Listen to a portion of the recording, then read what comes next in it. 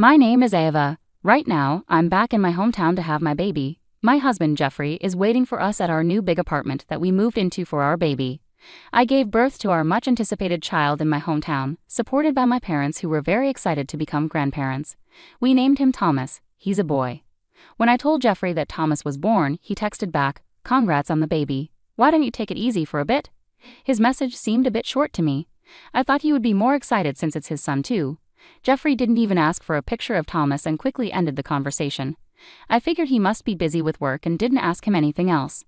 A few weeks after giving birth, I decided to return to the apartment where Jeffrey was waiting. I didn't want to take public transportation, so my dad agreed to drive me. I was excited to finally show Thomas to Jeffrey. Holding Thomas and with my dad carrying the luggage, we headed to our apartment where Jeffrey was supposed to be waiting for us. Today is Sunday, so Jeffrey should be home. He's the type to stay indoors unless he has something specific to do. As I unlocked the front door, I heard quick footsteps inside. I knew right away those weren't Jeffrey's. He doesn't usually move so fast. To my surprise, my mother-in-law rushed out from the living room. I don't get along well with my mother-in-law. She often makes passive-aggressive comments when she sees me. When I visit the in-laws with Jeffrey, and he and my father-in-law aren't around, she often says things like, "Still working full-time even though you're a wife? No one thinks a working wife is attractive. You should quit your job soon," without even knowing about my job.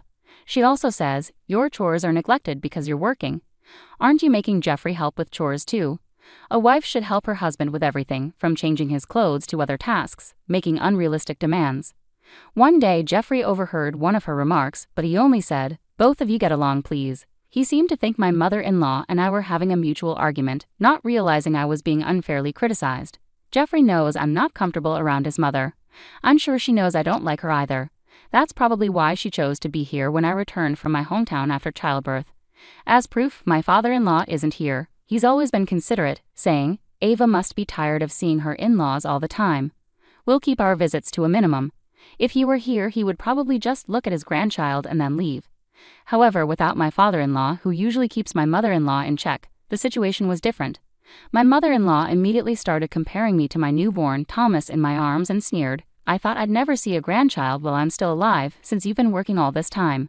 I wonder when you had time to have a child with another man." I was taken aback. Her first words were so harsh. My dad, who was carrying the bags, wasn't at the front door yet, so to my mother-in-law, it probably looked like I had returned alone. She thought we were alone and started venting. "Mil, why would you say such a thing? This child is genuinely mine and Jeffrey's." "Oh really? Jeffrey actually had a child with you? You're not very good-looking, to say the least. You're stubborn about not becoming a housewife, even though you're married. I find it hard to believe that Jeffrey would have a child with someone as unattractive as you," she said. "Why don't you ask Jeffrey directly then? I think he'd tell you the truth." "Well, I'm asking you. Whose child is this?" I sighed. I didn't know how to talk to this clueless woman. If this continues, she might even start speaking badly about my newborn. I decided to get her to leave quickly. Mil, I'm tired from giving birth. If you want to see your grandchild, could you please come another day, preferably with my father-in-law?" "Huh, what are you talking about? My home is here." I frowned, puzzled by my Mil's statement, but she looked confident. "I'll be living in this high-rise apartment, so there's no use trying to kick me out. In fact, I'm the owner now. If you go against me, you'll be the ones who get kicked out." I sighed again. Her reasoning was so confusing that I started to question if she was actually wiser than me, despite being older. "This apartment is where Jeffrey and I originally lived. You're not paying any rent, so you can't claim to be the owner." Yet my mother-in-law remained confidently unapologetic. "The owner of this apartment is Jeffrey. He's the one who allowed me to stay here in this high-rise. He essentially transferred authority over this place to me." "Do you really think that argument holds water? The main support of this household is Jeffrey. Therefore, as Jeffrey's mother, I hold even greater authority here. A daughter-in-law and her child should occupy a lower position." My mother-in-law noticed my exasperated expression and chuckled loudly, as if she believed she had won the argument. "Daughters-in-law don't get their own rooms. If you want to stay, I might consider giving you a spot in the closet, but you'll need to pay $1,000 a month." "In that case, I'm leaving," I declared, turning to my father who was with me. "Dad, can I come back to our family home?" My father, who had heard all of my mother-in-law's cutting remarks, nodded decisively. My mother-in-law seemed completely oblivious to anyone else's presence, looking as startled as if she had been hit with a BB gun. But even with my father there, her determination showed no signs of faltering. "Going back to your parents is such a shameful thing. This is why incompetent daughters-in-law are no good. Get out of my sight with that child. I don't even know whose baby it is." My father responded calmly to my mother-in-law, who was laughing loudly, saying, "I'll be informing your husband about this." With that, he took our things and headed back to the parking lot. My mother-in-law, seeming not to fully understand the situation, yelled after us from the doorway, laughing scornfully. "What's telling my husband going to do? He'd never sympathize with a failed family like yours. He'll probably tell you to never come near our house again. Did you know my husband is a CEO? Why would he bother with a family when we don't even know what kind of job you have? We live in completely different worlds. If you understand, then just leave." Her laughter followed us all the way to the parking lot, showing little concern for the neighbors. My father and I sighed as we got into the car. "I knew you weren't getting along with your NIL, but I had no idea she was that awful," my father said. "Right? She acts so nice in front of Jeffrey and my father-in-law. I thought no one would believe me. I've only told Mom and Dad, but she's even worse than I described, isn't she?" "Yes, indeed." My father drove us back to our family home. During the drive, I called my mom. She was worried and urged me to be cautious and return safely. "Didn't seem like Jeffrey was around, but do you think he agrees with my NIL's behavior?" my dad asked. I shook my head, indicating I didn't know. I planned to contact Jeffrey soon, but before I could, Jeffrey called me. As soon as I answered, Jeffrey sounded frantic. "I heard you came back for a bit. Where did you go?" "I'm going back to my parents' home." "What?"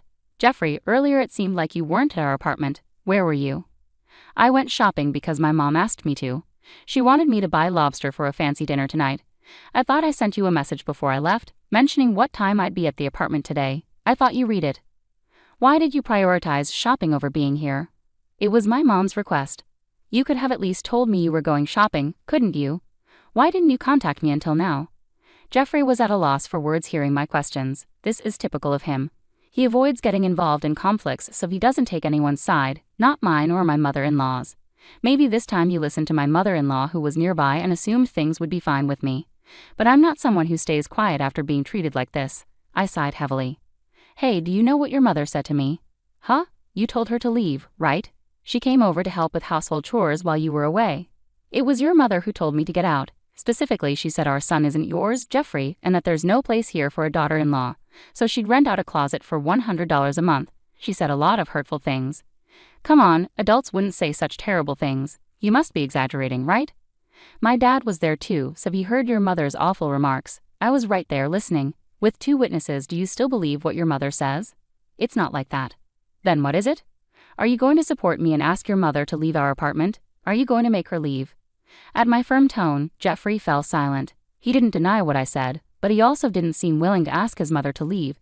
Even though our child's paternity was questioned, Jeffrey didn't seem to fully understand the gravity of the situation. I was stunned by his lack of awareness. "I see. I'll leave then, and both you and your mother should leave too. I'll start the process to end the lease immediately." "What?" Jeffrey exclaimed in shock from the other end of the phone. "Did you forget that the apartment is in my name? And haven't you told your mother that I earn more than you? She keeps pressuring me to quit working and be a housewife. I've had enough. How long will you let your wife endure such verbal abuse?" "Wait, please wait. We finally got this high-rise apartment. Don't just end the lease like that. It's a waste." "A waste? Is that all you can say? Do you think you can keep living there after evicting the landlord, which is me?" "I didn't evict you. You're allowing your mother, who kicked me out, to roam free. Essentially, you're letting her drive me and our child away. I'm not generous enough to rent out my place to strangers." I ended the call, disgusted by Jeffrey's indecisiveness and his failure to protect his family. If in the future my mother-in-law says something hurtful about our child, Thomas, I bet Jeffrey would just brush it off with a casual calm down. I can't accept a man who would let his child be hurt like that. My job is flexible. I can work from anywhere with my computer, and my income is stable. I can take care of Thomas by myself. Actually, I don't need Jeffrey, especially if it means dealing with his irritating mother because of him. He doesn't strive for a promotion or further qualifications. He just relies on my earnings. My dad dropped me off at my parents' place and mentioned he had somewhere to go, likely to see Jeffrey's dad. My mother-in-law seems unaware of the mistake she made. She didn't even know that my father is also a business tycoon, as he and Jeffrey's dad are close through their roles as CEOs. They introduced their children to each other, resulting in Jeffrey and I getting married. It seems my mother-in-law either didn't care or wasn't informed, as she acted like she had no idea my dad was a CEO too. Her actions belittled both me and my dad reported it to Jeffrey's dad. Jeffrey's dad, unlike my mother-in-law, is sensible and decisive. He rightly scolded her for her behavior, as my dad told me later. Upon hearing this, Jeffrey's dad immediately summoned my mother-in-law and Jeffrey. He had her repeat the hurtful remarks she made about me and gave her a piece of his mind. Jeffrey tried to argue he wasn't present, but he was reprimanded for his initial attitude. The next day, my father-in-law came to my family's home with a box of candies as an apology. However, I couldn't bring myself to forgive them, so I declined the candies and asked them to leave. During this time, I terminated the lease of our apartment. Jeffrey and my mother-in-law needed to move out by the end of the month, so they went back to their family home. They kept apologizing, but I pointed out, "You're only apologizing now that you realize the consequences for yourselves," and sent them away. Meanwhile, my father-in-law remarked, "Your abusive language towards the daughter of another company's president may have cost us a big deal. I don't want a wife who lacks common sense like you," hinting at possibly serving her divorce papers. Jeffrey, who worked at his father's company, was warned, "We can't keep someone without ambition here. If you don't show improvement in 3 months, you'll either be demoted or transferred to a different position." Consequently, he's now focused on studying hard to obtain a certification. However, starting from scratch is challenging for Jeffrey, who had relied on my earnings. I receive regular updates from my father-in-law about their situation. My mother-in-law continues to plead with him not to divorce her, showing no effort to find a job and hasn't even unpacked her belongings from the apartment.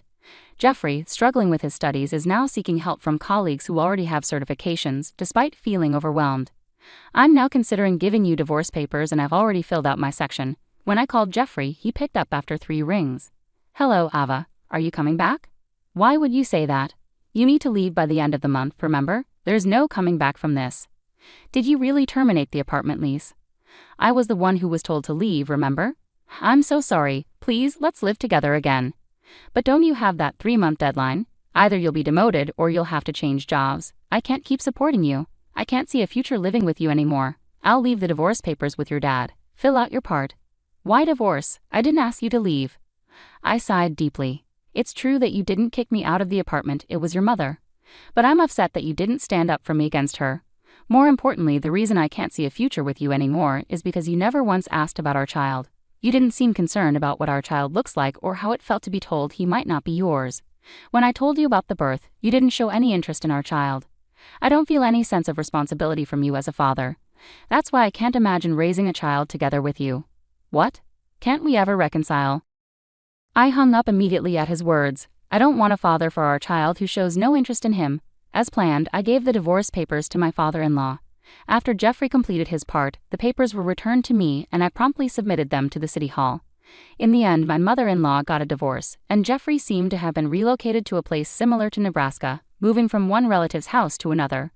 Currently, with the support of my parents and others, I'm giving all my love and attention to Thomas.